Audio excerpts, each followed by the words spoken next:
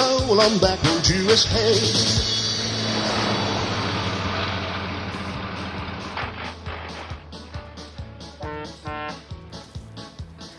Hey gang, Tom Rivers here. I'm just off the I-15 interstate highway just north of Las Vegas, Nevada, where big rigs and long haulers stop to rest and refuel so they can complete the task of moving that freight to your local supermarket, restaurant, or big box department store. I mean, let's face it, America depends on trucking and those 18-wheel pilots known as truck drivers. And like us, they need to eat.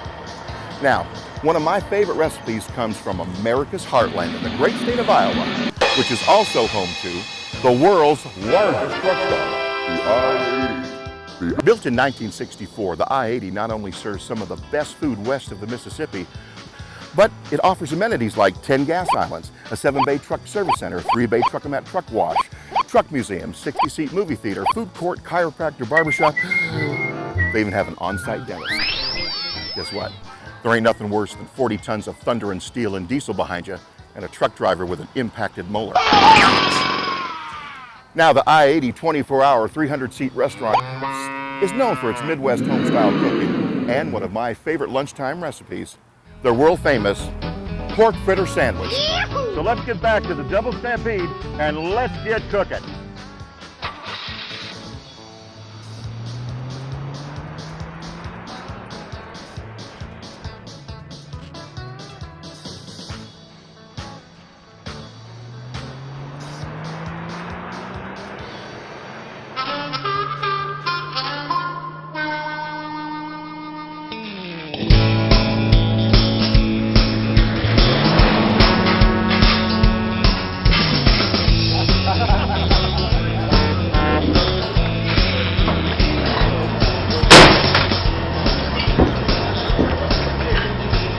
What in wooden Indians is going on here?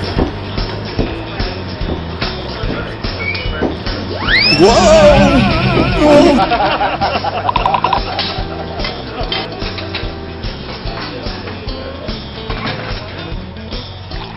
Buck's Diner?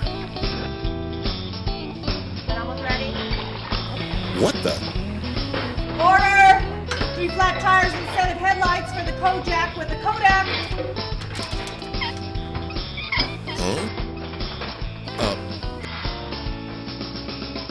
Buck, what the hell is going on here? Well, well, well. If it isn't America's frontier fry cook. I'm opening up my own truck stop and business is booming. So if you'll please allow me to return to my duties, Table 2 needs another order of flapjacks. And anything chicken fried. Buck, is that Table 2?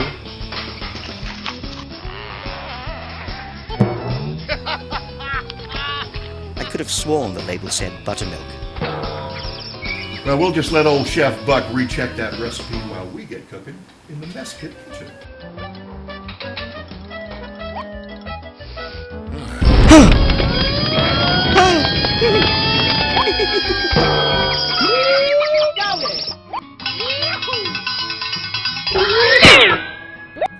Now, what makes the pork fritter sandwich so darn good is the cut of meat that we use.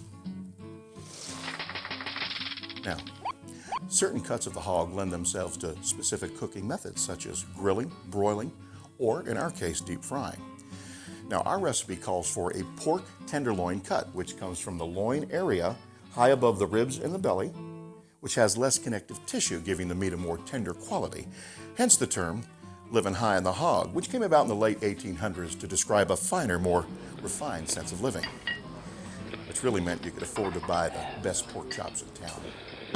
Now, in order to give the meat its distinctive shape and texture, we have to tenderize the chop. And to do that, we can use the mallet, the rolling pin, or the old persuader. I think some of you husbands should know about that. Or my favorite choice of weapon, the 3-pound sledge.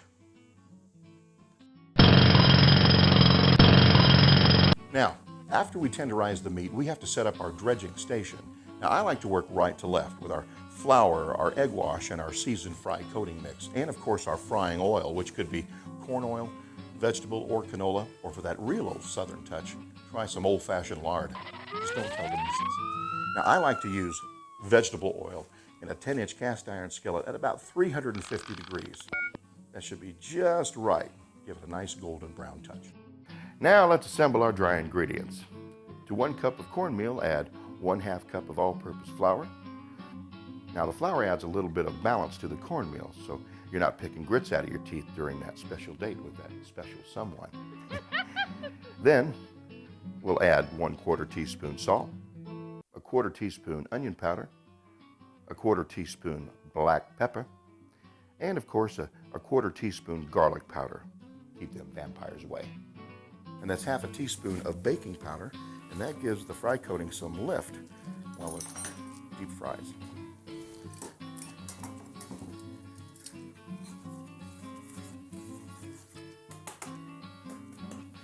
And we'll set that aside.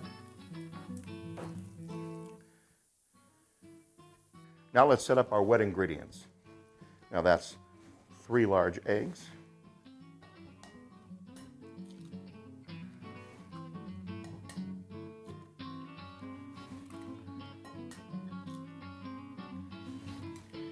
and 1/2 cup of buttermilk,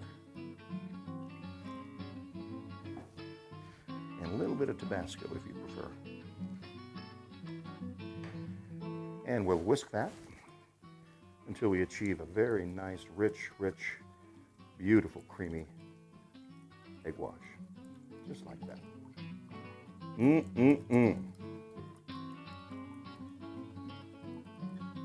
we'll set that aside. Now it's time to dip the pig. Get that nice and coated with our beautiful egg wash. Into our fry coating, just like that.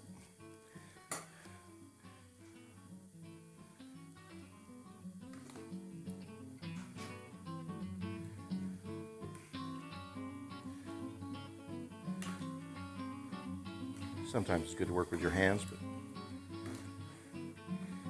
I think we can get by with this. Looks good. All right, everybody in the pool, here we go. Look at that. And it's frying right now. That's really hot, so just be mindful of that. That's about 350 degrees, so that's a perfect oil temperature or frying temperature for your pork fritter sandwich. And you know, folks, this fry coating would taste great on veal, chicken, or fish, so hopefully you'll try that at home. Okay. And we'll give it a turn. Oh, I wish y'all had smell-o-vision.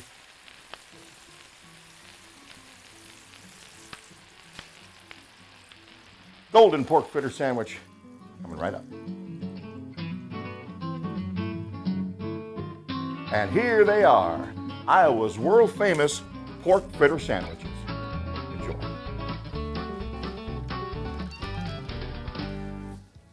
Where's that waitress? Pick up table 2. Don't call it if you can't haul it.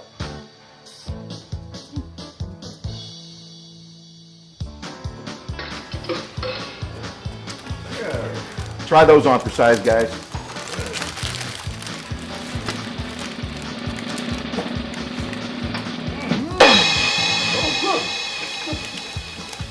So, what are you hauling? I got about 139 Hampshire hogs headed for Topeka.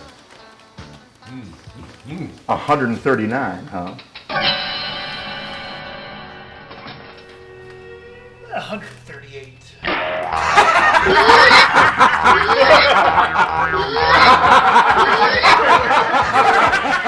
This is Tom Rivers from BACKROADS USA. Happy cooking, and let's see. Pretty good sandwich, huh? Yeah, this is pretty good.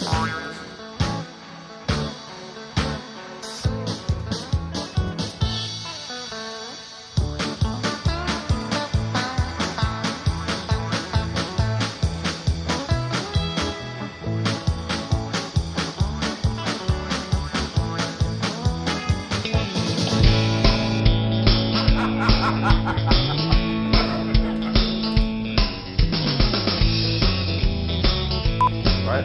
Camera's rolling.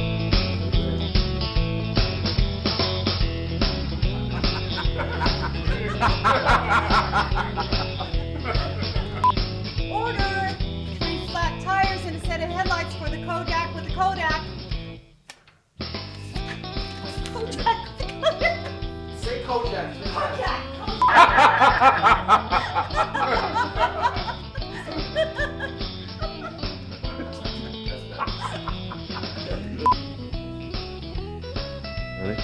Okay. Buck's Diner?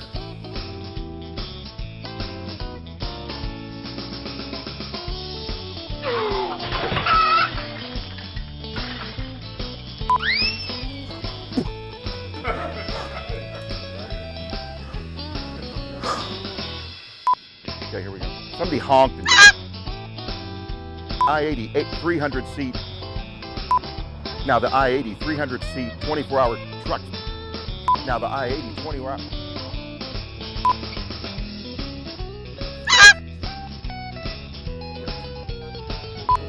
Better than taffy, man. You got any taffy in this sandwich? Listen, I hope not. Oh, I'm taking a bite of this one.